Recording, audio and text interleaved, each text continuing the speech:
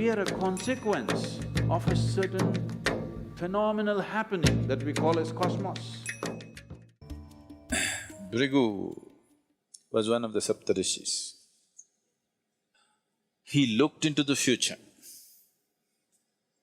and said, this is how human beings will be. Till the end of the world, he predicted. Is he talking about you? No. He is talking about humanity as to how it will evolve, what it will do. And if the many combinations and permutations, if they are this kind, what will come towards them? If they are that kind, what will come towards them? Like this, he wrote a map. I want you to see this as a sketch. Suppose you make a sketch of the movement of the wind.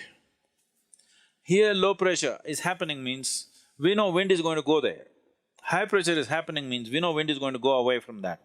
So he made a map of humanity. Human consciousness, if it's like this, he will move here, he will move into this kind of womb, he will attract these kind of things, this will happen, that will happen, like this elaborately he went into the whole thing. So Bhrigu Samhita this was called, this is a map of human consciousness till the end of this solar system. How human beings will evolve, what types of human beings will come, what are all the things which will factor. How to read this? He trained people. If an elaborate map is made of something, suppose you take have you seen a topographical map? Not the regular map. Have you seen the Geological Survey of India or the United States, they have this thing. Have you seen these maps? It will take a certain amount of training to read the map, it's all written there. Or have you seen the aeronautical maps? They're really complex, okay? If you want to fly from one part of the world to another, there is an aeronautical map. Unless you're well-trained, I've gone through these exams and I've passed the exams, but I don't think I can navigate from here to, let's say, South America successfully, because the planet is round, it's spinning, time zones are changing. All this is factored into the map. Somebody who knows how to read it, in 2 minutes he knows exactly what it is, coordinates, he will write and he knows where to go. Otherwise, if you don't know how to read it, you spend days with it, months with it, you do not know. So when he wrote this elaborate map of human consciousness, he trained people with a certain dimension of intuitiveness to read this, because this was not all logical stuff. So these people maintained this tradition and came, and it doesn't matter how skeptical you are, what you are, they will say things in your face which will make you feel like an idiot, okay? And it's true, unfortunately. You go sit there in front of Nadi Vaidya, first thing he'll shock you with is, as he said, he will tell your mother's name and father's name. You're finished, you're already floored. Because you've gone from somewhere. It doesn't matter. If you are from some other country, he will tell the first letter, he may not know that you're a Susanna or you're a Tanya, he may not know. He will say, your name starts with T. Just like that.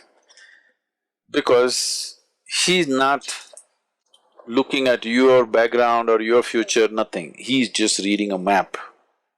By reading the map, he's saying, okay, this is the temperature, this is the elevation, this is that.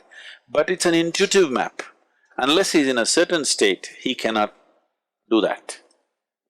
So always it should happen around the temple. Vaidishwaran temple is made for this purpose, and it generally happens around that. Now for commercial interest, they've moved everywhere. It may not be as effective, but there are some who are bang on.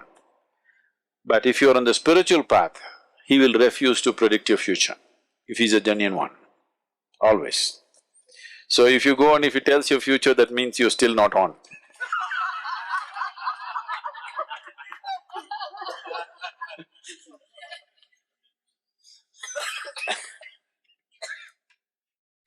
So,